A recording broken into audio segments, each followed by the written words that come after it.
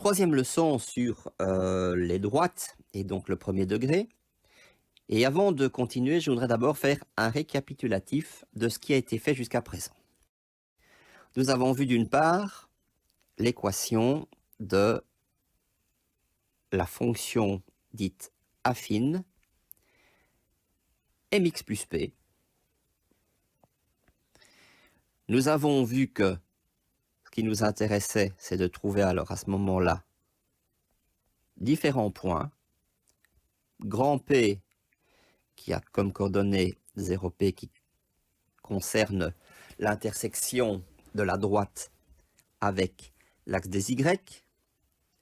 Nous avons trouvé le point Q qui a comme coordonnée moins P sur M. Donc M doit être différent de 0, sinon ça n'aurait pas de sens. 0. Et également un point supplémentaire, noté grand M, qui a comme coordonnée à M plus P.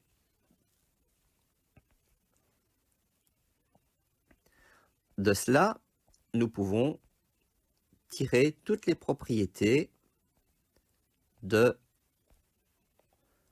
la fonction linéaire. Pour pouvoir passer à la fonction linéaire, il suffit simplement de dire que P est égal à 0. Donc du coup, l'équation de l'équation linéaire, c'est Y est égal à M fois X. Comme ceci. Alors, avant de continuer la théorie, remarquons ceci. Comme j'ai P qui est égal à 0, bah du coup, ça veut dire que P a comme coordonnée 0, 0. Comme P est égal à 0, ça veut dire que moins P sur M est égal à moins 0 sur M. On est d'accord que dire que M est différent de 0, ça veut dire que Q a comme coordonnée aussi 0, 0. Ça veut dire que ces points-là, en réalité, c'est l'origine, ce qui colle tout à fait bien, puisque depuis le début, on a eu de cesse de dire que l'équation de la fonction linéaire, c'est une droite qui passe toujours par l'origine. C'est pour cela que, puisqu'on ne sait pas trouver P et Q qui sont en fait le même point, qui sont l'origine, qu'on a besoin d'un point supplémentaire. Donc, renotons que nous avons besoin de l'origine comme premier point, et le deuxième point, c'est le point M, que l'on peut calculer facilement.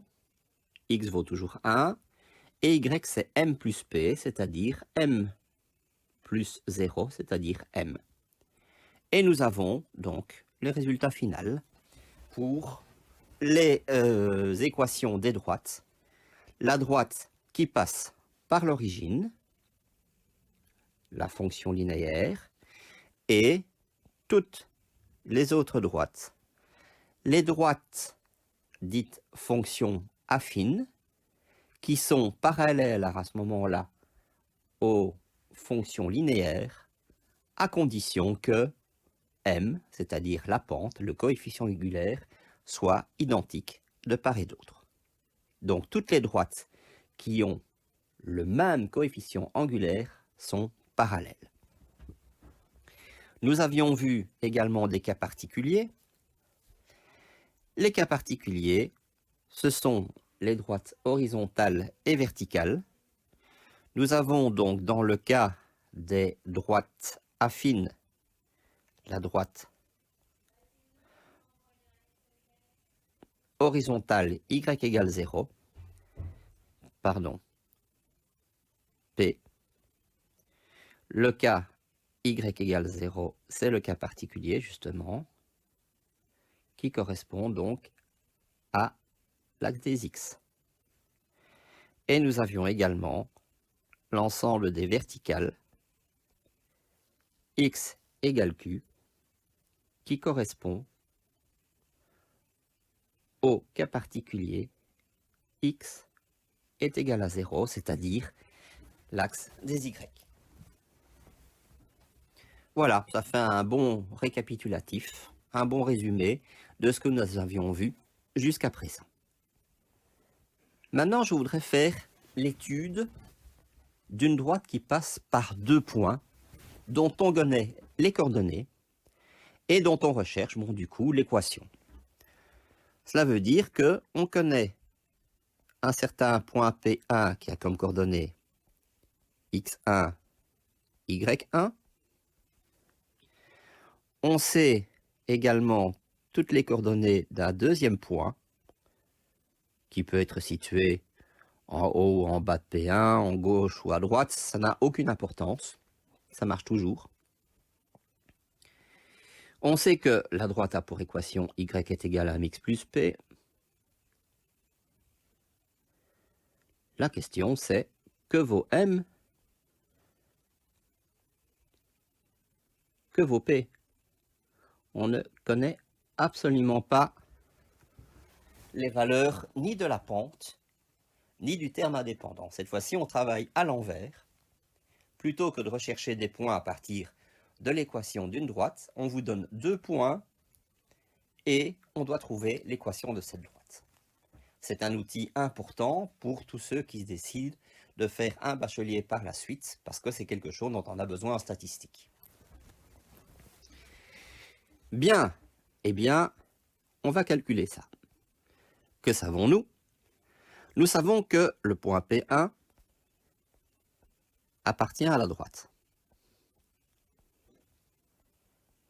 Conséquence, si la droite c'est y est égal à mx plus p, si x est égal à x1, eh bien y est égal à y1. Du coup, on peut trouver la valeur de p. Enfin, quand je dis qu'on peut trouver la valeur de p, je suis un peu optimiste. On va comprendre tout de suite pourquoi. C'est égal à y1 moins mx1. Ce que je devrais plutôt dire, c'est que si on connaissait la valeur de la pente de m, puisqu'on connaît x1 et y1, bah fatalement, on connaîtrait la valeur de p. Mais on ne connaît pas la valeur de m. Je vais dire la même chose pour le deuxième point. Le deuxième point appartient également à la droite. Donc, si y est égal à mx plus p, si x est égal à x2, pardon, eh bien, y est égal à y2. Et là également, je peux tirer p, c'est y2 moins m x2.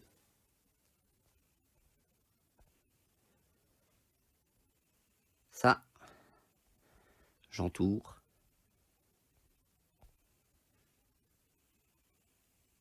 Ça va être important, je vais l'utiliser par la suite.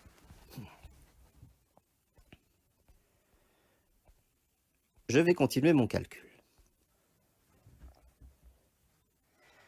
Partant de ces deux équations que j'ai entourées, je vais pouvoir faire une comparaison de ces deux équations. Le P qui est ici, bah, c'est le même que celui-là. Donc fatalement, je peux écrire que y1 moins mx1, c'est la même chose que y2 moins mx2. Ok.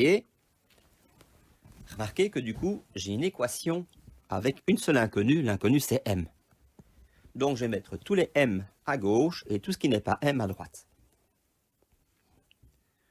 Qu'est-ce que j'obtiens? Je vais déplacer celui-ci à gauche. Donc, il va changer de signe. Ça me fait m x2. Celui-ci, je le recopie simplement. J'écris donc moins mx1 est égal. Alors, le y2 qui est ici, y2, et j'ai le y1 que je place de l'autre côté, moins y1.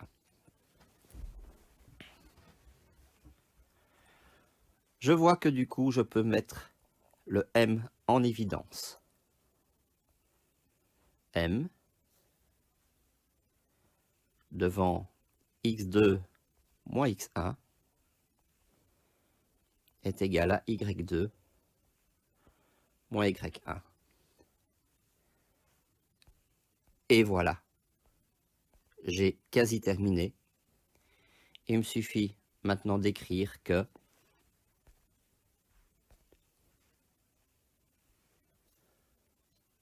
M est égal à y2 moins y1, le tout divisé par x2 moins x1. Ce qu'on écrit souvent également égale delta y. Delta, c'est dans le sens de différence, donc une soustraction de deux valeurs. On aura l'occasion de voir ce que ça donne sur un graphique. Divisé par cette différence de x que je donne, que je note, delta x. J'obtiens donc un calcul du coefficient angulaire, voilà, que je peux entourer. Et cette leçon est terminée.